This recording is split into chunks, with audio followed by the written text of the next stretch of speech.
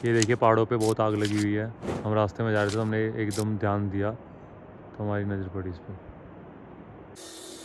हाँ जी, क्या हाल चाल है? गुड मॉर्निंग गाइस, मैं नितिक मलिक स्टार्टिंग कर रहा हूँ आपका एक और नए ब्लॉग में। आज हम आ चुके हैं कसोल और ये जो हमारे पीछे प्रॉपर्टी है ये है द हॉस्टलर। बहुत दिन से प्लान कर रहे थे कोई ट्रिप करे क्या करे, बट कुछ प्लान नहीं हो पा रहा था। सो थोड़ा सा टाइम निकालने के बाद आज हम आ पहुँचे हैं कसोल। एक हफ़्ते के लिए आए हैं, आपको दिखाएंगे कि हम कहाँ कहाँ जाएंगे कहाँ कहाँ नहीं जाएंगे। और मेरे साथ है भाई चिराग त्यागी। और फ़िलहाल हम रुके हुए हैं कसोल के द हॉस्टलर, जो कि बहुत ही अच्छा है। हमने यहाँ पे डॉम ले रखा है जो हमें पड़ा है तकरीबन 700 रुपये पर हेड। यहाँ पे रूम्स भी अवेलेबल है, आप लोग आएँ तो यहाँ पे रुके, बहुत ही अच्छा है। अभी कुछ खाएंगे देन उसके बाद आगे का प्लान करते हैं। जैसे भी अभी तो थोड़ा हेक्टिक सा हो रखा है, शरीर भी थोड़ा काम नहीं कर पा रहा है। सारी रात ड्राइव की है, सुबह उठे, अभी सुबह पहुँचे हैं 6-7 बजे के आसपास। मेरठ से चले थे हम तकरीबन 7-8 बजे, 7 बजे। तो हमें तकरीबन 12 से 13 घंटे लगे। रास्ते में बहुत ही फॉग थी, तो अभी बस सुबह ही पहुँचे हैं 6 बजे। अभी थोड़ा खाते पीते हैं और मिलते हैं थोड़ी देर के बाद। फल ले गए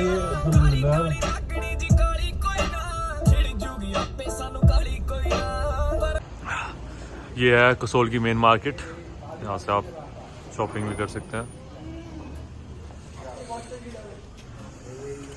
देखिए काफ़ी लेस क्राउड है फ़िलहाल, तो बहुत ही कम भीड़ है। ये अपने भाई चिराग, हमने एक ये मफलर लिया और एक ये वाला लिया। हाँ सूट एकदम हीरो। ये आया जी हमारे 150 समथिंग के ईच। बहुत ही कम क्राउड है फ़िलहाल, बढ़िया है। कभी यहाँ पे इन्होंने थोड़ी एसिडिटी हो रही थी। ये कसोल की मेन मार्केट जो कि बिल्कुल खाली पड़ी हुई है फ़िलहाल।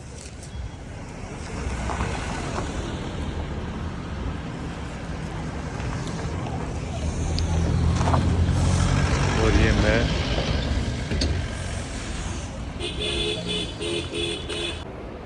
6 से 7 किलोमीटर की ड्राइव करने के बाद फ़िलहाल हम आ चुके हैं मणिकरण साहिब। और ये यहाँ की है पेड पार्किंग। जो भी अपनी कन्वीनियंस से आ रहा है यहाँ पे अपनी गाड़ी पार्क कर सकता है, जिसके चार्जेस आई थिंक 200। ये यहाँ की पेड पार्किंग और यहाँ से स्टार्ट होता है भवन। ये है जी मणिकरण साहिब गुरुद्वारा, आप देख सकते हैं पहली झलक।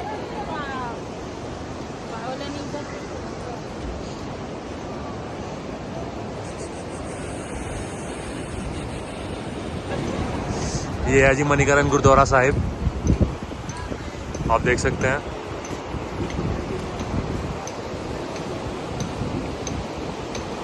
ये मेन भवन और ये स्नान घर। ऐसा बताया गया है कि ये स्नान घर बहुत ही पवित्र है।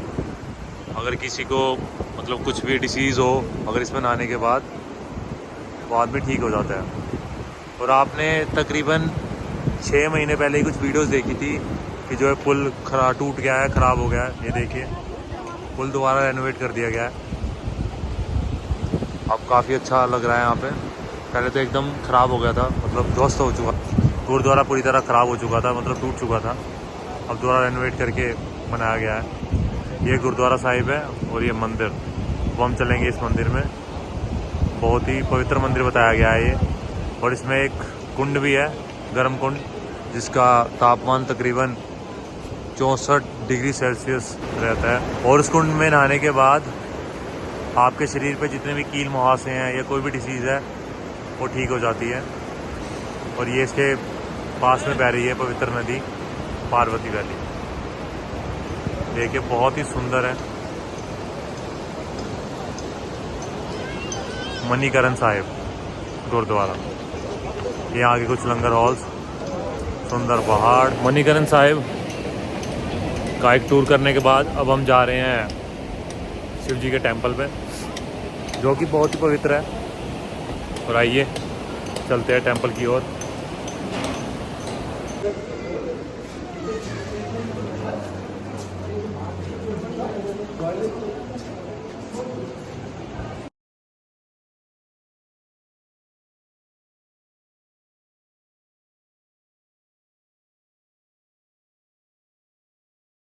ये है वो शिव जी का प्राचीन मंदिर। चलिए त्यागी जी।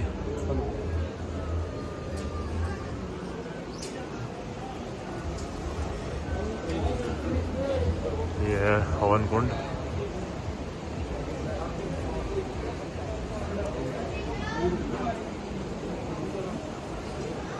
जी इस मंदिर की क्या विशेषता है जी? जय भोलेनाथ। जी। ये स्थान जो है मणिकरण तीर्थ कहलाता है और युगों पुरानी बात है। ब्रह्मांड पुराण के बीच में वर्णन है कि माता पार्वती और लगाकर यहीं पर स्थित हो गए। माता पार्वती जी उनकी सेवा पूजा करती रही और भगवान जी को समाधि में बैठे हुए 11,000 वर्ष व्यतीत हो गए। तो एक समय जो है माता पार्वती की कान की एक मणि जो थी जल के बीच में गिर गई थी, जो कि गिरकर पाताल लोक में जा पहुंची जी। तो पाताल लोक से उस मणि को फिर शेषनाग जी ने वापिस एक खूंखार के द्वारा इस गर्म पानी के साथ वापिस भेजा। तो माता पार्वती की मणि यहाँ खोई और एक लीला के द्वारा शेषनाग जी के द्वारा वापिस उसे यहाँ गर्म पानी के साथ भेजा गया। तो इस स्थान का नाम पुराना करणमणि और बाद में बदलकर मणिकरण ऐसा हुआ। भगवान शंकर जी क्योंकि 11,000 वर्षों यहाँ समाधि में थे, तो इस पवित्र स्थान को और पवित्रता तीर्थों के समान इसको दर्जा मिल गया। तो मणिकरण तीर्थ हालांकि भगवान शंकर जी की ही नगरी मानी जाती है और आज भी भगवान शंकर जी का ही यहाँ पर विशेष वास है।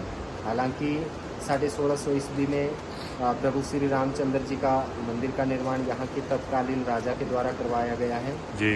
रघुनाथ मंदिर के बीच में पांडवों के द्वारा स्थापना है जी।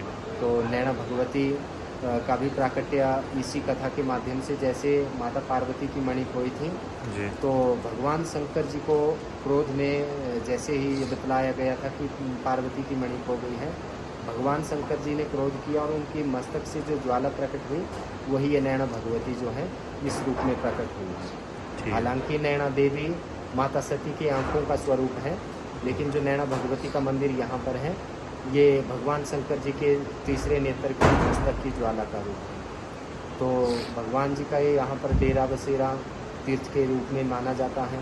समय उपरांत जैसे गुरु नानक जी के यहाँ आने के भी कुछ संकेत इत्यादि मिलते हैं। तो गुरुद्वारा साहिब पास में है। राम मंदिर के विषय में मैंने कहा, राम जी का ही रघुनाथ करके अलग मंदिर और है। हालांकि मंदिर ये वाले जो हैं ये तो हमने आपने हमारे किन्हीं बुजुर्गों ने बनाए, लेकिन यहाँ पर जो मणिकरण तीर्थ के बीच में भगवान शंकर जी का अदृश्य वास जिसे हम कह सकते हैं वो तो युगों से है। तो आज भी जितने श्रद्धालु जन आते हैं जो अपनी विशेष भक्ति भावना लेकर यहाँ पर पहुँचते विराजते हैं, हल्का फुल्का भी अपना ध्यान करें तो बहुतों से हमें ऐसा सुनने को मिला है। हालांकि हमने खुद भी अनुभव किया है।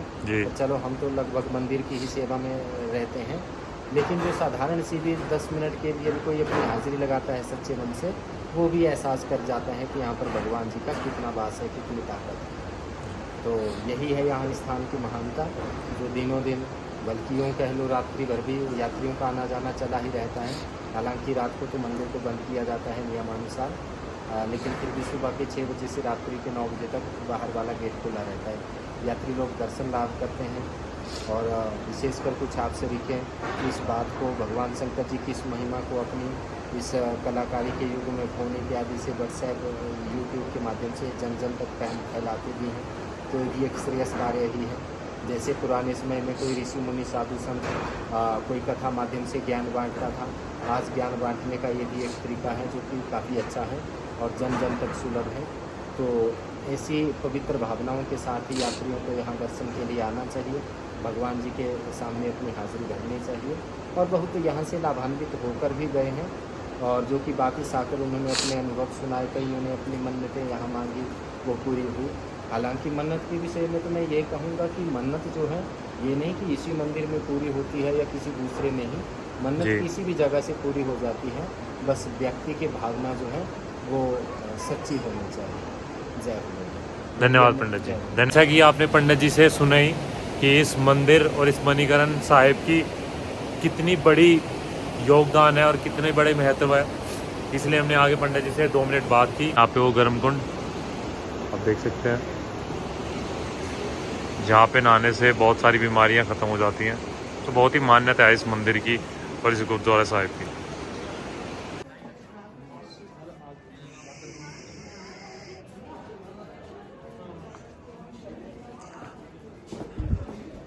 जब आप शिव मंदिर से नीचे की ओर आएंगे तो ये रास्ता जाता है श्री गुरुद्वारा साहिब को। ये बैक एंट्री है गुरुद्वारा साहिब की, जैसे कि आप देख सकते हैं।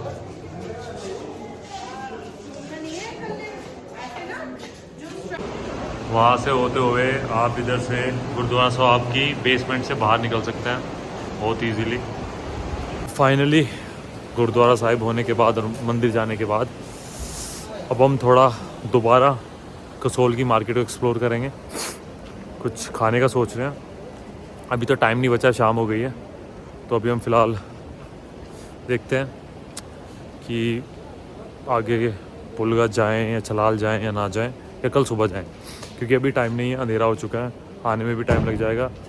सो इसी वजह से इस व्लॉग को हम यहीं कंटिन्यू करते हैं और अगले व्लॉग में मिलते हैं बिल्कुल आपके साथ। Bye bye.